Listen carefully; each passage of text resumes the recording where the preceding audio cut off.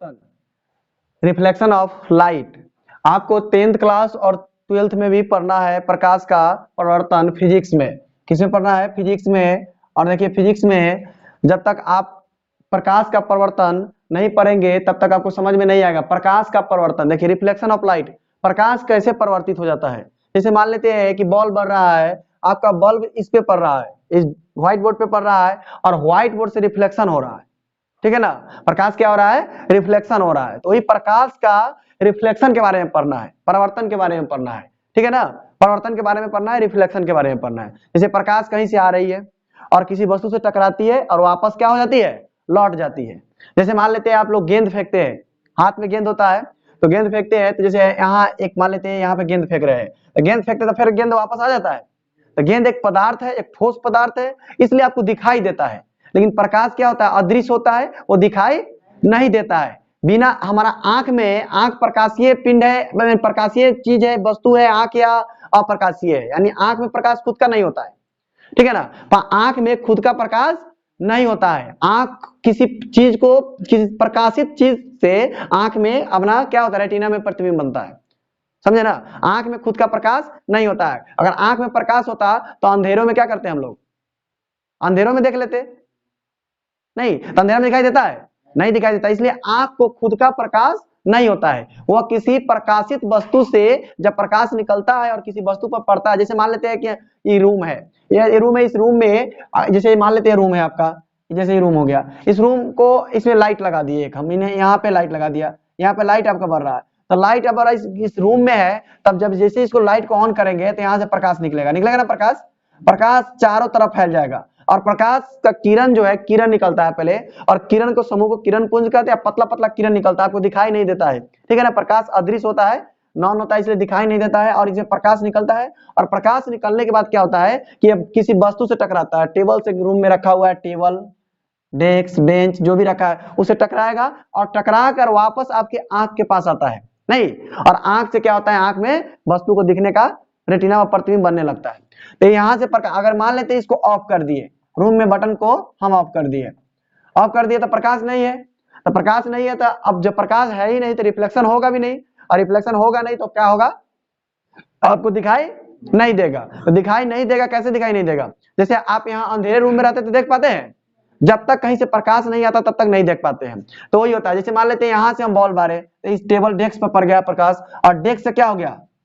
ऐसे रिफ्लेक्शन हो गया। आप यहाँ पे बैठे हैं तो आप आंख के पास आ गए, जैसे आपका यहाँ आंख होगा, यहाँ पे आपका आई है, अब यहाँ पे जैसे यहाँ से प्रकाश आया, यहाँ पे रिफ्लेक्शन हुआ और यहाँ से आपका आंख के पास पड़ा, और आंख सीधा क्या किया? वस्तु को, डेस्क को देख लिया, समझ गया ना। तो यह प्रकाश का रिफ्लेक्शन है। जीवन में प्रकाश बहुत महत्वपूर्ण है। प्रकाश ऊर्जा का एक रूप होता है।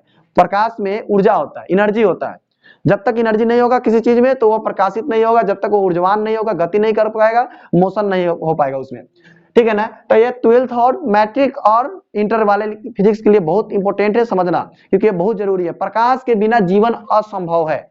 और जानते हैं ना कि बॉल का आविष्कार प्रकाश हमारे लिए दिए, एडिसन साहब दिए। तो ये प्रकाश के बारे में सबसे पहले समझना है। तो प्रकाश क्या है? प्रकाश के बारे में पहले समझते हैं। प्रकाश एक ऊर्जा का रूप है, प्रकाश ऊर्जा का एक रूप है, और प्रकाश के बिना हम किसी वस्तु को नहीं देख सकते हैं।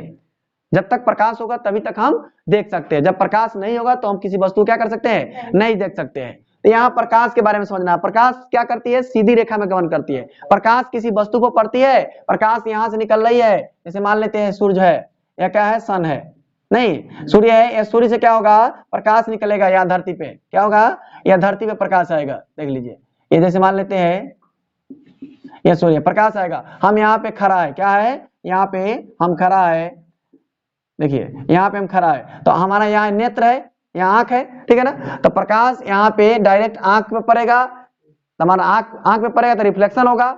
या प्रकाश जैसे यहाँ पे देखना चाहते हैं, जैसे हम टेबल को देखना चाहते हैं, टेबल को देखना चाहते हैं तो प्रकाश टेबल पर पहले पड़ेगा, ऐसा नहीं कि आंख पर पड़ेगा। पहले प्रकाश क्या होगा? टेबल पर पड़ेगा, और टेबल पर पड़ने के बाद क्या होगा? डायरेक्ट हमारे आंख पर आएगा। देखो रिफ्लेक्शन हो रहा है, पहले सूर्य से आया प्रकाश, सन से, जैसे यहाँ से सीधा आया प्रकाश और यहाँ से यहाँ मुड़ गया हमारे आंख के पास, रिफ्लेक्शन हो गया।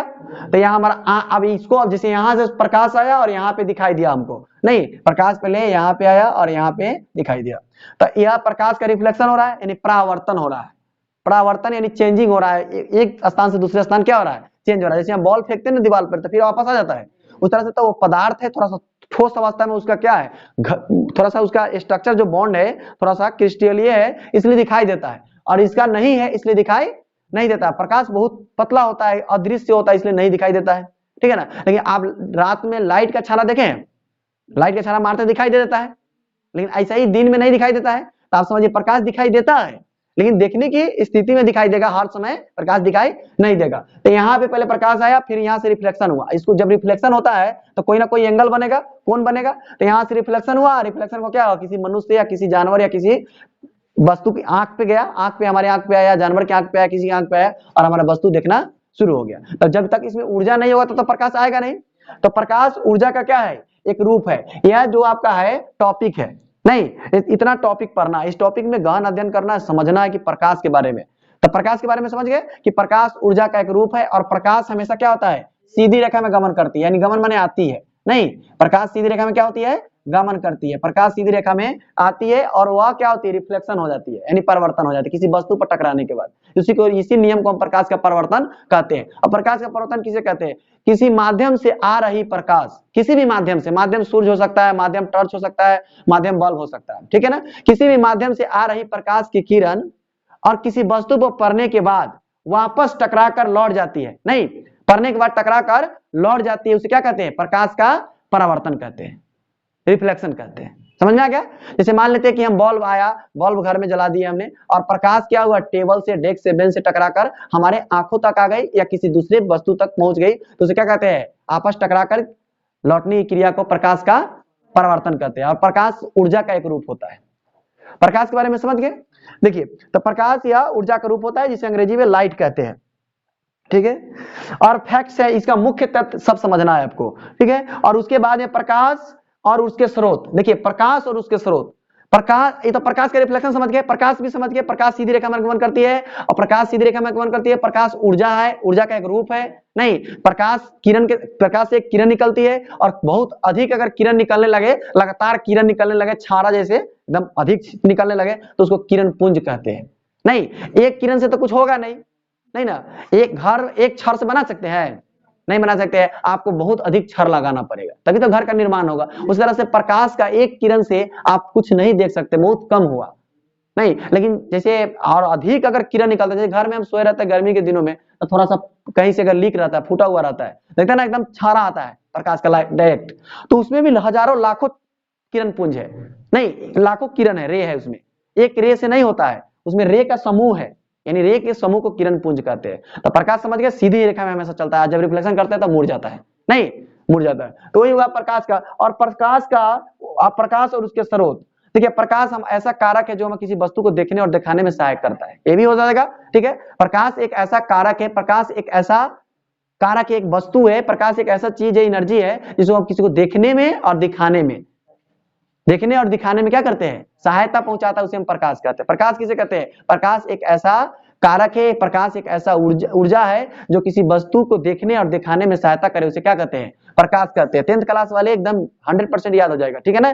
मैट्रिक लेवल का एकदम बेहतर तरीका से समझा रहे हैं आपको, फिजिक्स यहीं पे याद हो जाएगा, समझ गया ना, कहीं जाना नहीं है, 100% यहीं पे फिजिक्स याद हो जाएगा। एग्जाम में सेम यही चीज लिखना है, ऐसा नहीं कि एग्जाम में कुछ और चीज लिख देना है। आप समझ गए, आपको पूरा एकदम डीपली यही चीज आने वाला। प्रकाश के बारे में कोई भी समझ सकता है, प्रकाश एकदम लाइफ में एकदम नेसेसरी है समझना, बिल्कुल समझ रहे हैं ना। जब तक प्रकाश आप नहीं समझेंगे तब तक प्रकाश के बारे में कुछ जानेंगे नहीं, ठीक है ना। तो जानना भी समझ गए। प्रकाश और उसके स्रोत, देखिए यह प्रकाश के बारे में समझ गए। प्रकाश किसे कहते हैं, प्रकाश ऊर्जा का वह रूप है जो किसी वस्तु को देख सकते हैं या दिखा सकता है, वो प्रकाश है। चलिए अब प्रकाश के बारे में समझा दिया, अब उस प्रकाश और उसके स्रोत, प्रकाश और उसके स्रोत। देखिए प्रकाश समझ गए और उसके स्रोत समझ गए। प्रकाश सबसे बड़ा हब, प्रकाश का सबसे बड़ा स्रोत क्या हो सकता है, प्रकाश का सबसे बड़ा स्रोत क्या है, सन है, सूर्य है कि नहीं है जी।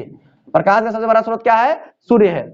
उससे बड़ा कोई स्रोत है, उसके बाद बल्ब हो सकता है, ट्यूबलाइट हो सकता है, उसके स्रोत है, नहीं दिया हो सकता है, पहले के जमाने में हम लोग को दिया होता था, तो दिया हो सकता है। तो ये सब चीज ऊर्जा का छोटा स्रोत है, लेकिन सबसे बड़ा अगर प्रकाश का स्रोत हो तो कौन है, सूर्य है, लाइट है, नहीं।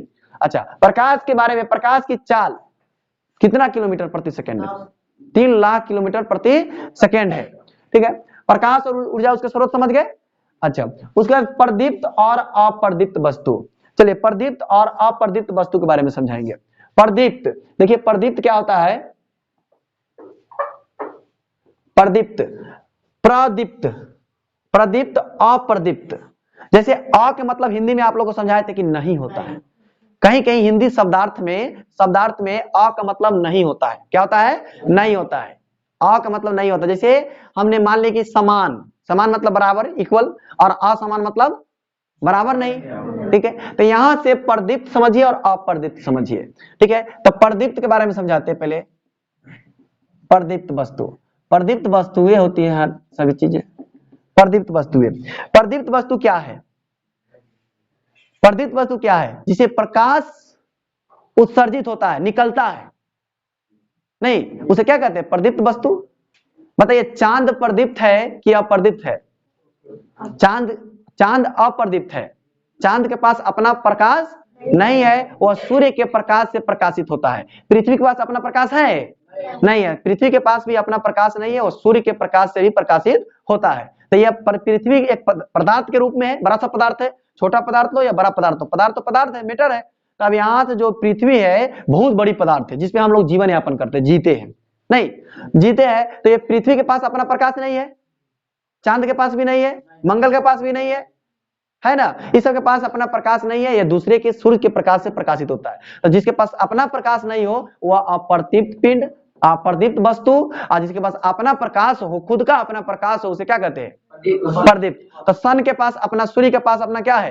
प्रकाश है, तो उसे प्रदीप्त पिंड कैसे कहते हैं। वैसा पिंड या वैसा पदार्थ जिसका अपना खुद का प्रकाश हो, वो अपने प्रकाश से प्रकाशित हो, उसे प्रदीप्त पिंड कहते हैं। वैसा पदार्थ, अब देखिए समझ गए, जैसे सूर्य हो जाएगा, बल्ब हो जाएगा ना जी, ट्यूब हो जाएगा, मोमबत्ती हो जाएगा, ये सब क्या है? इसके पास अपना खुद का प्रकाश है कि नहीं है? ये सब प्रदीप्त पिंड है। टॉर्च हो जाएगा ना, टॉर्च हो जाएगा, इसके पास अपना खुद का प्रकाश है, इसे आप क्या कहते हैं? प्रदीप्त पिंड। और अप्रदीप्त पिंड किसे कहते हैं? जिसके पास अपना खुद का प्रकाश नहीं होता है। जैसे टेबल के पास प्रकाश है, वो दूसरे बल्ब के प्रकाश से प्रकाशित होता है। तो अ माने नहीं। अभी हिंदी में हमने पढ़ाया कि अ मतलब क्या होता है? नहीं होता है। हिंदी में हमने पढ़ाया ना कि अ के मतलब नहीं होता, माने कहीं कहीं शब्दार्थ में अ का मतलब सही होता है। जैसे आप लोग जानते हैं बड़ा सिंपल भाषा में कि ज्ञान, ज्ञान माने विद्या, बुद्धि, नॉलेज, और अगर लगा दिए अज्ञान, क्या लगा दिए? अज्ञान, अज्ञान लगा दिए तो क्या हो जाएगा? ज्ञान नहीं, बुद्धि नहीं, बिना ज्ञान का। ज्ञान मतलब ज्ञान का, बुद्धि का, नॉलेज है उसके पास, और अज्ञान मतलब उसका बुद्धि नॉलेज नहीं है। तो इसी तरह से इस शब्दार्थ में कहीं कहीं हिंदी का मीनिंग होता है। तो अप्रदीप्त पिंड का मतलब दीप्त, जब दीप्त याद हो जाएगा तो अप्रदीप्त भी याद हो जाएगा। तो जैसे अप्रदीप्त पिंड किसे कहते हैं? वैसा पिंड जो जिसके पास खुद का अपना प्रकाश नहीं हो, वो दूसरे के प्रकाश से क्या हो? दूसरे के प्रकाश से क्या हो? प्रकाशित हो, उसे क्या कहते हैं? अप्रदीप्त पिंड। ठीक है, अच्छा, तो ये आपको समझ गए दो गो। जैसे इसमें अगर लिखना हो अप्रदीप्त पिंड में या अप्रदीप्त पदार्थ में अगर लिखना हो तो क्या क्या लिखेंगे बताइए? हाँ, पदार्थ में लिखना हो तो क्या लिखेंगे?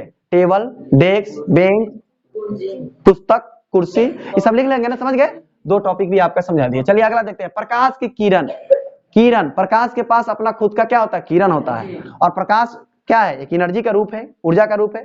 प्रकाश हमेशा, देखिए ये टॉर्च है, देखिए आपको बताते हैं सिंपल भाषा में, यहां से ऐसे टॉर्च बना लेते हैं।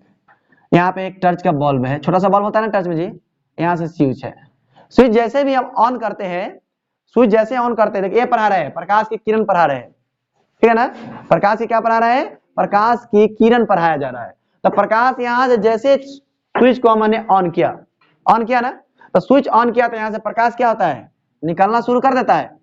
देखिए प्रकाश यहाँ से निकलना शुरू कर दिया। देखिए यह प्रकाश का एक रूप बता रहे हैं। देखिए प्रकाश का ये सारा अलग अलग दिखाई दे रहा है नहीं, सब कुछ जो किरण है ये अलग अलग है। तो यह हो गया, अगर एक को एक है प्रकाश का एक पतला सा नोच दिए उसमें एकदम पतला एकदम जो दिखाई ना दे वो हो जाएगा किरण। क्या हो जाएगा? किरण। ये प्रकाश का किरण हो गया। अगर सभी को मिला दिए तो क्या हो जाएगा? किरण पुंज। क्या हो जाएगा? किरण पुंज। प्रकाश सरल रेखा में चलती है, ठीक है ना। और किरण को क्या कहते हैं, किरण क्या होता है प्रकाश की किरण जो है कि किसी प्रदीप्त पदार्थ से मोमबत्ती जैसे लौ निकलती है तो एकदम पतली होती है किरण, ठीक है ना। तो किरण एकदम पतला होता है तो किरण दिखाई नहीं देता है। और वैसा जो किसी पदार्थ से, किसी प्रदीप्त पदार्थ से, किसी प्रदीप्त पिंड से जब प्रकाश निकले और सीधी रेखा में गमन करे, नहीं, और एकदम अदृश्य हो, उसे किरण कहते हैं। और किरण के समूह, कोई समूह है, ग्रुप्स है, तो किरण के समूह क्या कहते हैं, किरण पुंज। दो को याद हो गया। किरण किसे कहते हैं, किरण उसे कहते हैं जो पतली सी हो, अदृश्य हो, जो दिखाई ना दे, उसे क्या कहते हैं, किरण। किरण हमेशा प्रकाश सीधा में चलता है कि टेढ़ा टेढ़ा, प्रकाश हमेशा सीधा चलेगा, समझ गया ना। प्रकाश हमेशा सीधा, जैसे मारेंगे ना, जैसे लाइट, देखिए लाइट प्रकाश सीधा जा रहा है, कहीं मुड़ा है, नहीं मुड़ा है, नहीं मुड़ा है, तो प्रकाश हमेशा सीधी रेखा में चलती है, ठीक है ना, समझ रहे हैं ना। और इसके अधिक से अधिक समूह को किरण पुंज क्या कहते हैं, किरण पुंज कहते हैं। तो प्रकाश समझ गए और किरण पुंज भी समझ गए।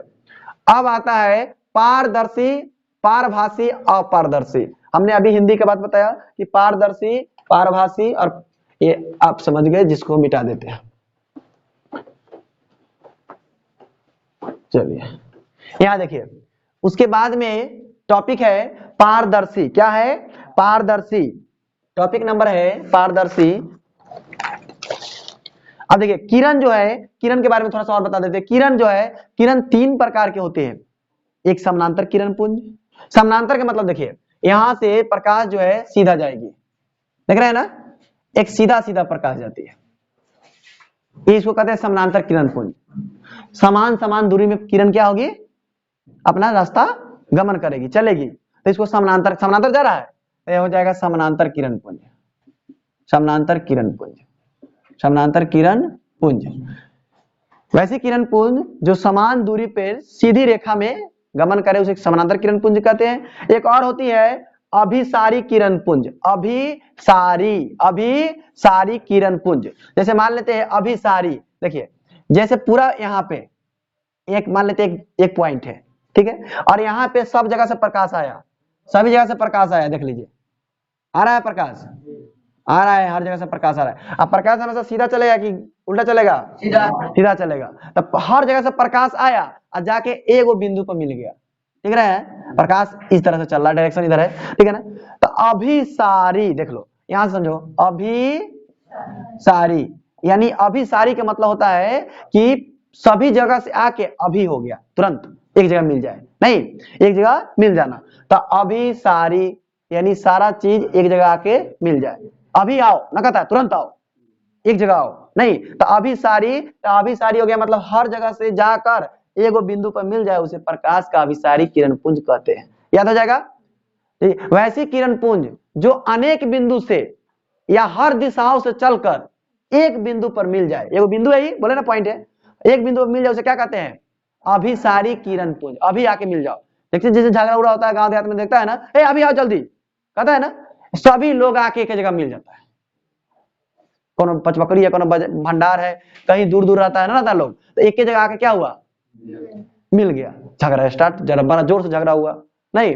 तो ऐसा करना क्या है, तो उसको कहते हैं अभिसारी। अभिसारी यानी सभी आकर एक जगह समिटा गया ना, तो उसको अभिसारी किरण पुंज। भोर नहीं पड़ेगा कि वैसा किरण पुंज जो सभी जगह से आकर एक ही बिंदु पर मिले, उसे अभिसारी किरण पुंज कहते हैं। अब कहते हैं अपसारी, एगो पढ़ते हैं अपसारी, अपसारी किरण पुंज। अपसारी, अपसारी, अप माने क्या होता है, ऊपर, अप माने ऊपर होता है अंग्रेजी में, अप माने क्या होता है, ऊपर, अप माने ऊपर, असारी माने क्या होता है, सभी जगह से आ जाना या चले जाना, अप ऊपर, सारी यानी सभी ऊपर क्या हो, चले जाओ, अभी सारी यानी सभी अभी जगह, अभी क्या हो, एक जगह सिमटा जाओ, आ गया ना। तो अपसारी, अब यहां से क्या करेंगे, इसका जस्ट उल्टा है, क्या है, जस्ट उल्टा। यहाँ एक बिंदु है और यहां से प्रकाश निकल जाएगा, अप हो जाएगा, क्या हो जाएगा, अप हो जाएगा, यानी अपसारी यानी ऊपर जाके क्या हो जाएगा, विस्तृत हो जाएगा। जैसे देखिए यहाँ पे गया, यहाँ पे गया, देखिए, तो ये इधर प्रकाश का हो गया डायरेक्शन, तो ये हो जाएगा अपसारी, क्या हो जाएगा, अपसारी, अपसारी। वैसा प्रकाश का किरण पुंज जो एक बिंदु से अनेक दिशाओं में विस्तृत हो जाए यानी फैल जाए, उसे क्या कहते हैं, अपसारी। समझ गए, रटना नहीं पड़ेगा ना, समझा रहे हैं, फिजिक्स आपको बढ़िया से आप पॉइंट बाई पॉइंट समझा रहे हैं, क्योंकि अब ये भोर नहीं पढ़ाना है फिर बाद में, अभी का समझा हुआ फिर बाद में भोर नहीं पढ़ाना, क्या रे अरविंद? तो यहाँ से देखिए, अपसारी किरण पुंज, अपसारी किरण पुंज, अपसारी, समझ रहे हैं? तो अपसारी जैसे अप माने, आप अंग्रेजी में पढ़ते हैं ना, अप माने ऊपर, अप की स्थिति जो प्रीपोजिशन है अप ऊपर के लिए लगाया जाता है। तो अपसारी यानी एक बिंदु से निकलकर अनेक दिशाओं में फैल जाए, उसे क्या कहते हैं? अपसारी किरण पुंज। ये याद हो गया। और आपका पारदर्शी परभासी आते हैं, इसको मिटा दे। चलिए बहुत अच्छा, समझ में आया ना जी सबको?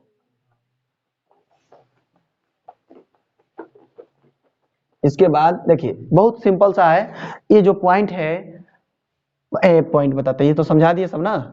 अब इसको हमको ये पारदर्शी, पारभासी और अपारदर्शी पदार्थ, फिजिक्स, ठीक है। तो अब यहां से भौतिकी समझना है। पारदर्शी, पारदर्शी पदार्थ, जैसे ब्याह शादी में सब लोग जाता है तो थोड़ा देखना झलझलवा लगा रहता है, नहीं आए वो एकदम दुआरी पर गेट पर पर्दे नहीं रहता है, नहीं। अगर पर्दा ही नहीं है तो डायरेक्ट दिखाई दे रहा है, और पर्दा है तो थोड़ा कम दिखाई देगा, नहीं। जैसे गेट पे शादी ब्याह में जा रहे हैं लोग, तो कोई पर्दा बड़ा गड्ढा लगाता है मोटा सा, जो बाहर उसके पार नहीं दिखाई दे, कोई थोड़ा पतला लगा देता है कि बाहर वो भी देख सके और आप भी देख सके, यानी आप भी मजा ले सके वो भी मजा ले सके, दोनों आदमी शादी ब्याह में ऐसा होता है। और एक होता है अपारदर्शी, यानी गेट चौकटे खड़ा कर दिया, दिवाले खड़ा कर दिया गया, यहाँ उसे दिखाई नहीं देगा उस पर। तीन गो स्थिति है वस्तु का, वस्तु का तीन गो स्थिति है देखने का। एक स्थिति है पारदर्शी, जैसे देखिए हवा क्या है? एक माध्यम है, मीडियम है। हवा नहीं रहेगा तो हम जिएंगे नहीं, हवा नहीं रहेगा तब प्रकाश तो चलेगा, लेकिन और कोई कार्य नहीं हो सकता है। पर देखिए प्रकाश निर्वात में भी चलता है, ठीक है ना?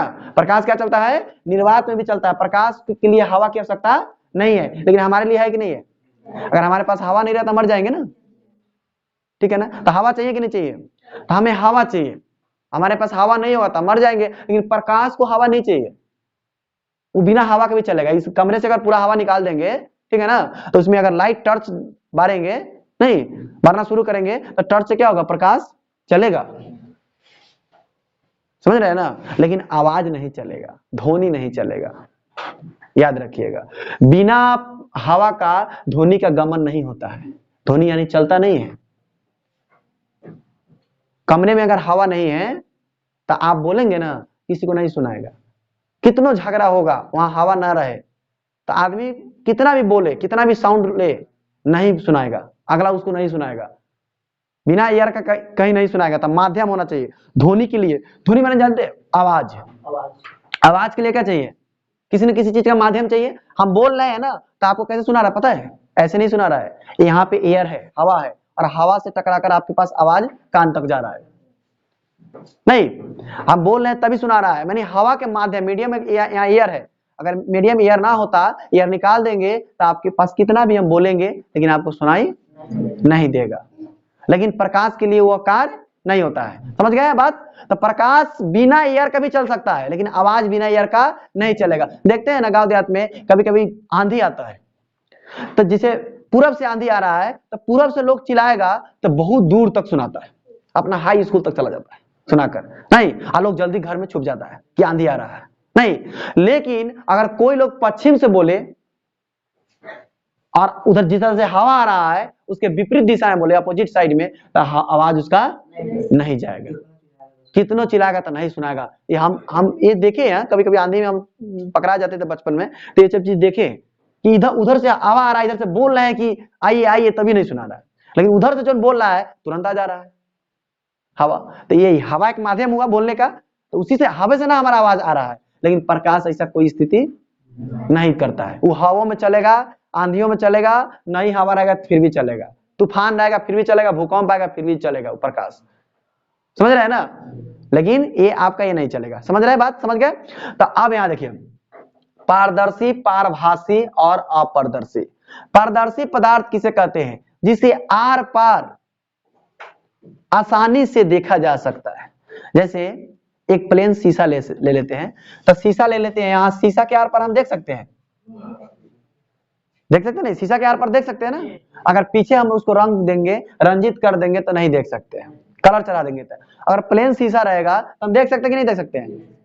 पानी के देख सकते हैं ना, पानी के आर पर हम देख सकते हैं, सफेद गंदा पानी नहीं, एक सफेद पानी ले, साफ सुथरा पानी ले, तो आर पर हम देख सकते हैं। तो ये क्या हो जाएगा, पारदर्शी हो जाएगा। क्या हो जाएगा, पारदर्शी। अपना भाषा में पढ़िए, ठीक है ना, अपना भाषा में पढ़िए सब लोग, क्योंकि याद रहेगा ज्यादा दिनों तक। किताबी भाषा से आपको याद नहीं हो पाएगा। और जैसे अपने नॉलेज में, अपने ज्ञान में, अपने कल्चर में पढ़ेंगे, अपने संस्कृति में पढ़ेंगे, तो आपको ज्यादातर उसको सीखेंगे, नहीं ज्यादा सीखेंगे, समझेंगे। क्यों, हम जानते हैं, आप तो नहीं जानते हैं ना, इसलिए आपको सिखाना है, समझाना है, बेहतर कराना है इस चीज को। जब तक पढ़िएगा तभी आपको नॉलेज बढ़ेगा। ऐसा नहीं है कि बिना पढ़े हुए आपको नॉलेज हो गया, आपको कुछ सब चीज जान रहे हैं, ऐसा नहीं होता है। जब तक आप नहीं पढ़ेंगे तब तक आपको आने वाला नहीं है। कर प्रयास हार मत, हार में ही जीत है। कभी भी प्रयास छोड़ना नहीं चाहिए जीवन में, हमेशा अंत समय तक भी प्रयास करना चाहिए। जैसे पारदर्शी पदार्थ, आप समझ गए, पारदर्शी पदार्थ किसे कहते हैं, वैसा पदार्थ जिसके आर पार आसानी से देखा जा सकता है उसे पारदर्शी पदार्थ कहते हैं। जैसे शीशा, कांच मतलब शीशा, पानी एग्जाम्पल हो गया, फॉर एग्जाम्पल, ये समझ गए। अब आता है पारभासी। जैसे हम बताए ना कि क्यों शादी ब्याह में जाते हैं तो गेट पे किसी का पर्दे नहीं लगा रहता है, वो पारदर्शी है, नहीं सीधे डायरेक्ट घर दिखाई दे रहा है। ये जो गेट पे पर्दा लगा दिया, क्या हो जाएगा, आप देखो। अब जैसे हम अब दूसरका में यहाँ पारभासी, क्या है, पारभासी पदार्थ, पारभासी आपका पदार्थ हो जाएगा यहाँ से। हाँ, पारभासी पदार्थ, यहाँ देखिए पारभासी पदार्थ, यहाँ यही समझाना था। 2 नंबर पारभासी पदार्थ। पारभासी किसे कहते हैं, वस्तु क्या है, पारभासी वस्तु तो वैसा वस्तु जिसके आर पार आंशिक रूप से यानी थोड़ा मोड़ा दिखाई दे। जैसे आपको एकदम प्लेन हम कागज ले लेंगे और उसमें थोड़ा सा उसको तेल में क्या करेंगे, बुरा देंगे, तेल में बुरा कर देखेंगे तो आर पार में थोड़ा थोड़ा दिखाई देता है। जैसे शीशा ले लेंगे और शीशा का क्या करेंगे, घस देंगे, किसी खुरदरी स्थान पर रख देंगे, तो शीशा में पूरा फ्रेश दिखाई देगा, नहीं ना देगा। तो वो क्या कहेंगे, घसित शीशा, यानी रगड़ा हुआ शीशा दिखाई देगा, तो उसे क्या कहेंगे, घसित शीशा यानी पारभासी। ऐसा पदार्थ जिसे आर पार, वैसा पदार्थ जिसे आर पार आंशिक रूप से या थोड़ा सा दिखाई दे, थोड़ा मोड़ा दिखाई दे, उसे क्या कहते हैं, पारभासी पदार्थ। जैसे घसा हुआ कागज, घसा हुआ शीशा, बाबुली रबर, जैसे पर्दा, पतला पर्दा, देखते ना आप घर में बता रहे हैं कि हम जैसे अभी बताया कि भाई आर पर उधर देखना, इधर देखना, क्या देखो क्या होगा मिस्टेक, तो यानी यही होगा, जो पतला पर्दा लगाएगा वो उसको परभासी हो जाएगा। घर के बाहर के लोग भी बाहर देखेगा और अंदर बाहर के लोग भी देखेगा, नहीं दोनों तरफ के मिस्टेक वो देख पाएगा, कर पाएगा ना। तो कौन पदार्थ हो गया, पतला पर्दा, पारभासी। अब आता है अपारदर्शी। हम बताए हिंदी में आ का मतलब नहीं होता है, ठीक है। तो अपारदर्शी, यह तो पारदर्शी है जो आर पार हम देख सकते हैं, लेकिन अपारदर्शी किसी कैसे है, वैसा पदार्थ जिसे आर पार नहीं देखा जा सकता है उसे अपारदर्शी पदार्थ कहते हैं। समझ रहे हैं। जैसे लकड़ी के आर पार आप देखते हैं, जैसे मान लेते हैं पूरा रंग दिए, कलर कर दिए, लकड़ी है, मेरा घर है, दिवाली छठ ईद बकरीद होने वाला है तो इसमें रंग दिए पूरा, नहीं अब रंग दिए और ऊपर हम इधर से देखना शुरू कर दें, कोई गेट लगा दिया है, अंदर के आदमी का देख लीजिएगा, नहीं देखिएगा, तो क्या हो जाएगा, अपारदर्शी, ठीक है, समझ गए ना, अपारदर्शी। वैसा वस्तु जिसे आर पार नहीं देखा जा सकते उसे क्या कहते हैं, अपारदर्शी। पुस्तक के आर पार देख सकते हैं, नहीं देख सकते हैं, लकड़ी के गुटके के आर पार देख सकते हैं, नहीं देख सकते, ईंट के आर पार देख सकते हैं, लेकिन पानी के आर पार देख सकते हैं, ठीक है ना। ये 3 को समझ गए। चलिए आगे नेक्स्ट टॉपिक समझाते हैं। नेक्स्ट टॉपिक है प्रकाश का परावर्तन, जो यही हम पढ़ा रहे थे आपको, रिफ्लेक्शन ऑफ लाइट। देखिए प्रकाश का परिवर्तन समझना बहुत जरूरी है। हम आपको बता दिए थे प्रकाश का परिवर्तन किसे कहते हैं, जब प्रकाश की किरण किसी वस्तु पर पड़ती है और वापस लौटने की क्रिया को प्रकाश का परिवर्तन कहते हैं। तो प्रकाश के परिवर्तन के लिए स्थिति क्या हो जाता है, देखिए मान लेते हैं यह प्रकाश है, एक वस्तु है, ये क्या है, दर्पण है, जैसे मान लेते हैं यहाँ से रंजित है, ठीक है ना, यहाँ से रंगा हुआ है। बोले थे ना जब तक अच्छा, जब हम गांव घर में देखते हैं ना, गांव घर में कि हम शीशा जब देखते हैं तो पीछे रंगा हुआ होता है, दो परत में होता है। एक होता है पहले सिल्वर कलर लाइट बढ़ाने के लिए उसका, और फिर पीछे दूसरा कोई कलर होता है कि नहीं होता है? तभी तो उसका हमारा चेहरा दिखाई देता है, क्योंकि एक तरफ से क्या करते हैं, कवर कर दिया रहता है, तब रिफ्लेक्शन होता है प्रकाश उसमें से शीशा में। और शीशा को अगर पीछे वाला बैक छोड़ देंगे तो रिफ्लेक्शन हो पाएगा? नहीं हो पाएगा। जब तक शीशा को खुला छोड़ देंगे तो प्रकाश तो इस पार से उस पार चला जाएगा, यानी पारदर्शी हो जाएगा। जब पारदर्शी होगा तो प्रकाश लौटेगा नहीं, और प्रकाश जब लौटेगा नहीं तो हमारे आंख तक पड़ेगा नहीं, आंख तक पड़ेगा नहीं तो उसमें हमारा चेहरा का प्रतिबिंब बनेगा नहीं। समझ रहे हैं ना?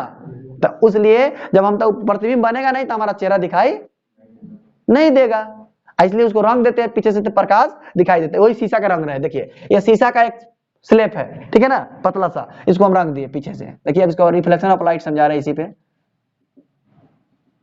ए मान लेते हैं कि ए बिंदु है, कौन बिंदु है? ए बिंदु मान लेते हैं, ये बी बिंदु है। यह आपका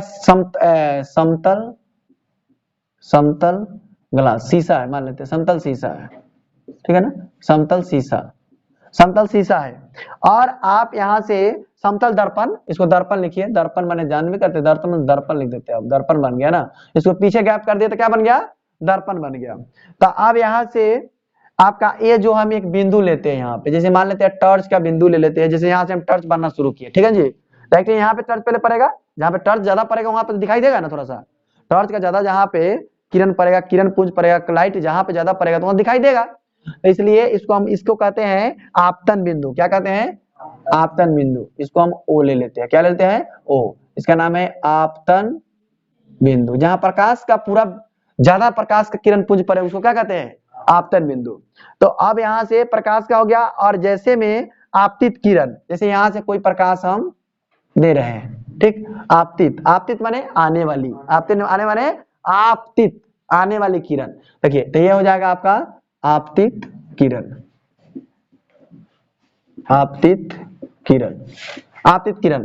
जैसे देखिए अब आप जितना डिग्री पे प्रकाश पड़ा है उतना डिग्री पर क्या होगा? वापस लौट जाएगा। ध्यान दीजिए, जितना डिग्री पे प्रकाश पड़ा है उतना डिग्री पे क्या होगा? वापस लौट जाएगा। जैसे यहाँ पे देखिए ऐसे, अब यहाँ पे एक अभिलंब हो गया, अभिलंब के मतलब बीचों बीच, अभिलंब का मतलब बीचों बीच हो गया, ये आपतित किरण हो गया, ठीक है। ये मान लेते हैं कि जैसे ए पी ले लेते हैं, ठीक है, और यहाँ पे हम एन ले लेते हैं, क्या लेते हैं?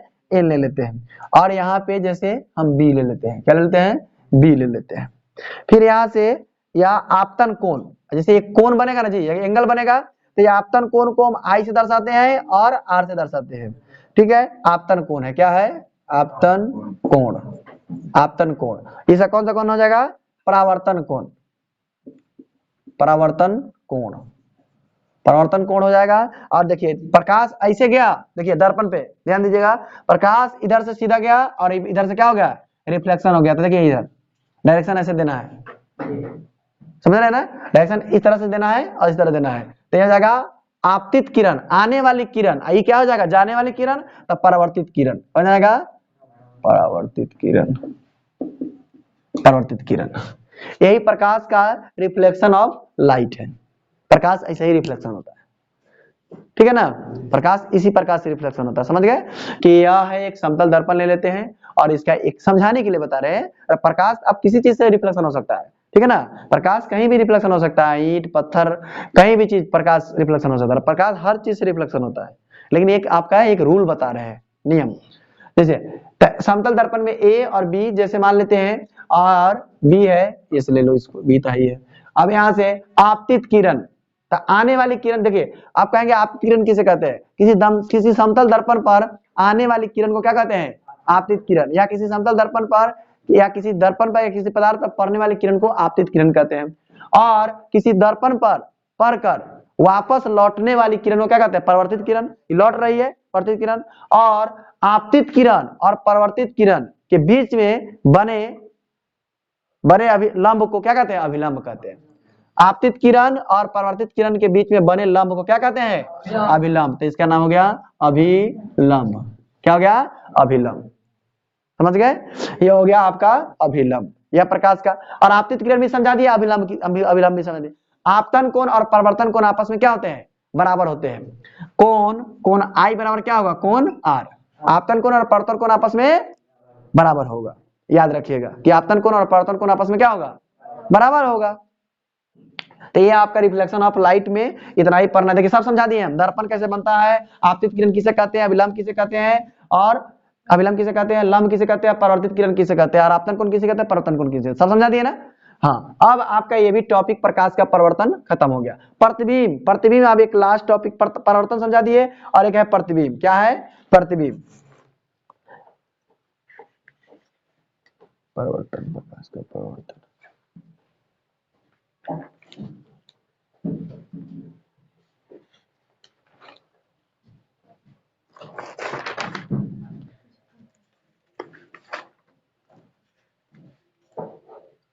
प्रतिबिंब समझाना है, इसको मिटा दे, ये समझ गए, लिखाएंगे एक बार और इसको समझा दे, मिटा देते हैं, समझा दिया था।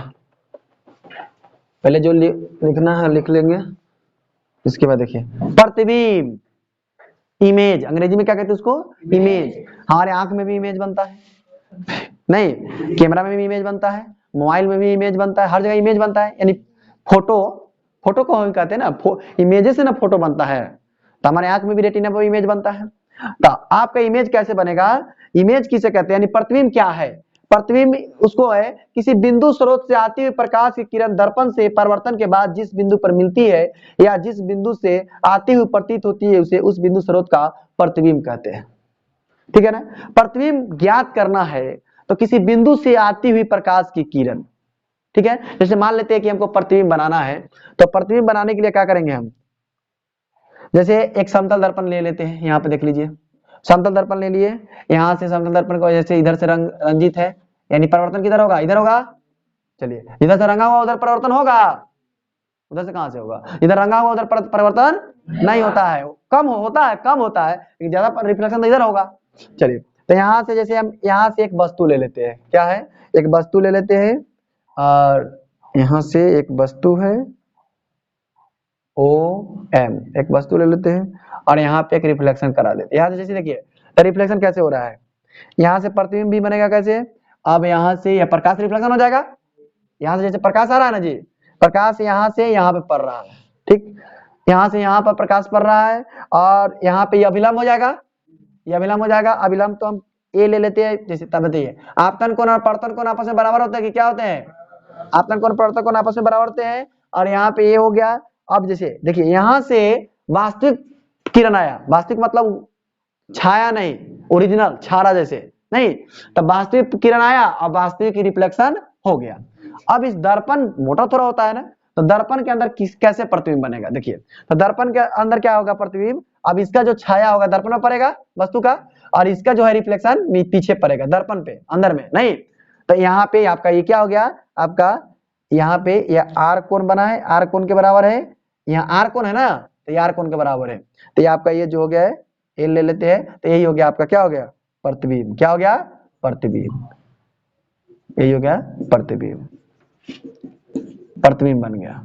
तो प्रतिबिंब किसे कहते हैं, प्रतिबिंब क्या है, यानी किसी बिंदु स्रोत से, बिंदु है, ये बिंदु स्रोत से प्रकाश आ रही है, तो किसी बिंदु स्रोत से आती हुई प्रकाश की किरण, किसी बिंदु स्रोत से आती हुई प्रकाश की किरण दर्पण पे, किसी दर्पण पर पड़ने के बाद जिस बिंदु पर कटती है या कटती हुई प्रतीत होती है, देखिए ये कटती है, इसमें कट गई, या ओरिजिनल कटे, कटती हुई या कटती है या कटती हुई प्रतीत हुई, तो कटती हुई प्रतीत हो रहा है, आभासी प्रतिबिंब है ना, ओरिजिनल प्रतिबिंब दिखाई दे रहा है नहीं, ऐना के सामने जाते हैं तो ओरिजिनल होता है कि डुप्लीकेट होता है, डुप्लीकेट होता है, तो आती हुई प्रतीत होती है, उसे क्या कहते हैं, आभासी प्रतिबिंब नहीं। तो किसी बिंदु स्रोत से आती हुई प्रकाश की किरण किसी बिंदु स्रोत पर कटती है या कटती हुई प्रतीत होती है, उसे क्या कहते हैं, प्रतिबिंब कहते हैं। तो इसको प्रतिबिंब में समझ गए सर, प्रतिबिंब। अब प्रतिबिंब दो प्रकार के होते हैं, वास्तविक प्रतिबिंब और आभासी प्रतिबिंब। प्रतिबिंब दो प्रकार के होते हैं, एक ओरिजिनल एक डुप्लीकेट, ठीक। प्रतिबिंब भी दो प्रकार के होते हैं, चलिए इसको मिटाते हैं।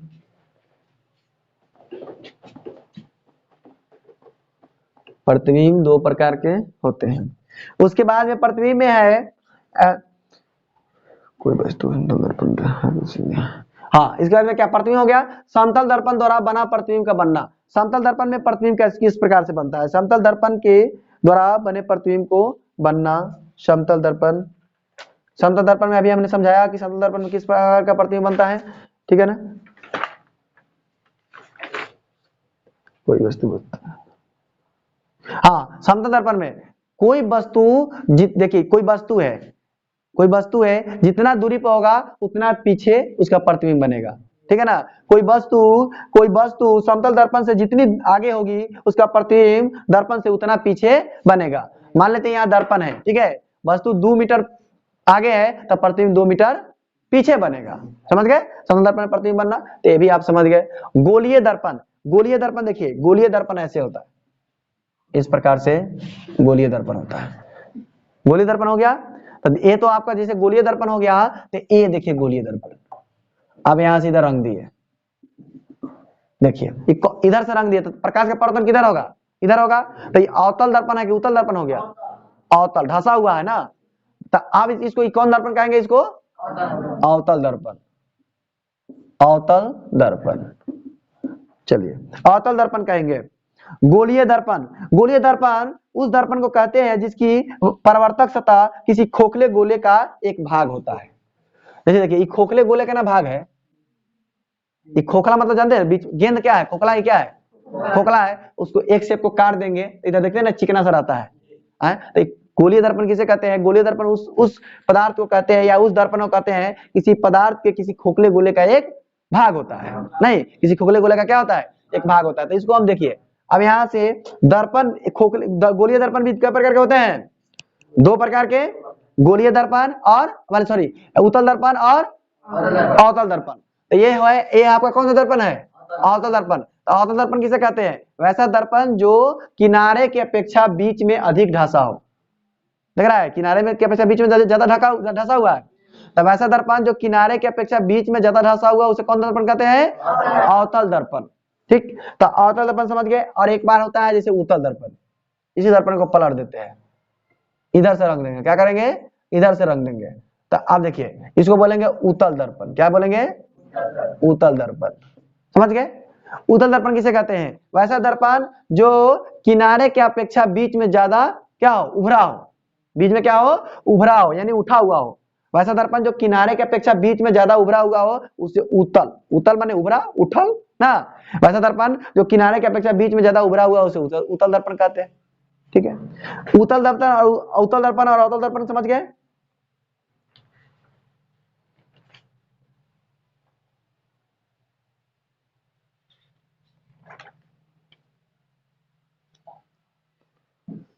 चलिए अब आता है अवतल दर्पण का प्रयोग। ये दर्पण है, जैसे अवतल दर्पण है, कहां कहां प्रयोग होता है, तो अवतल दर्पण का प्रयोग होगा डॉक्टरों को कान, नाक, आंख, गला, हजामती माने दाढ़ी बनाने में। इसमें क्या होता है, प्रतिबिंब बड़ा दिखाई देता है, छोटा भी प्रतिबिंब क्या कर देता है, बड़ा करके दिखाता है, इसलिए अवतल दर्पण का प्रयोग हम करते हैं। आंख में, आंख देखने में डॉक्टर को, कान देखने में, नाक देखने में, गला देखने में, हजामती में यानी दाढ़ी बनाने में, मूंछ बनाने में नहीं, केस संवारने में इस दर्पण का ज्यादा प्रयोग किया जाता है, क्योंकि चेहरा थोड़ा सा ज्यादा बड़ा करके दिखाता है, नहीं वास्तविक प्रतिबिंब को रियल करके ही दिखाता है, नहीं इमेज को क्या करता है, थोड़ा सा जूम करके दिखाता है, इसलिए इसका प्रयोग होता है। पूछेगा इसका प्रयोग कहां होता है तो बता देगा, ठीक है। तो 12 फिगर के लिए। और आता है उत्तल दर्पण। उत्तल दर्पण क्या करता है, दूर की बस्ती को नजदीक लेकर दिखाता है।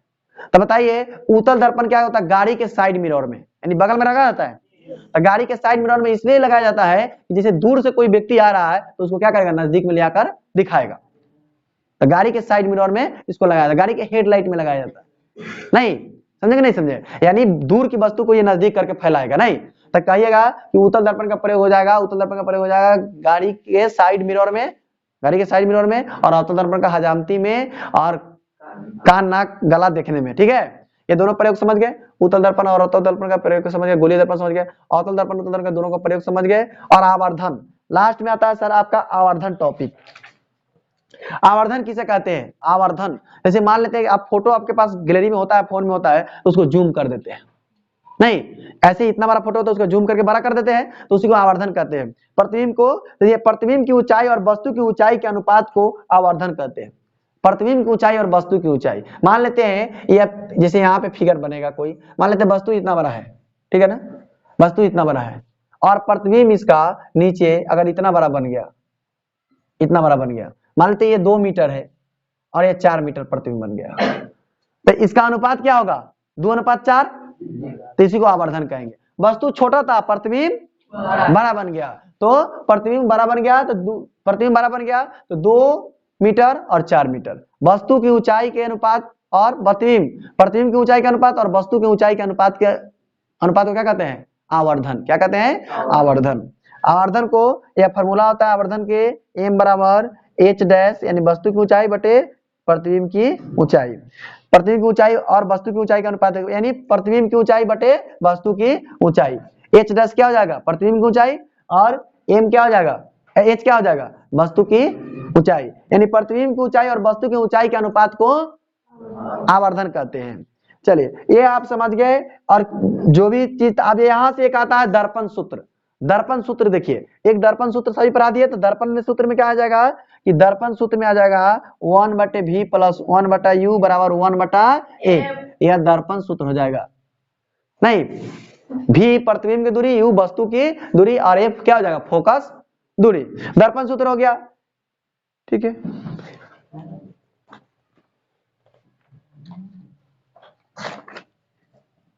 चलिए अब आपका पूरा फिजिक्स समझा दिए हमने। ठीक है, हमने समझा दिया पूरा फिजिक्स, आपको कैसे पढ़ना है, कैसे समझना है।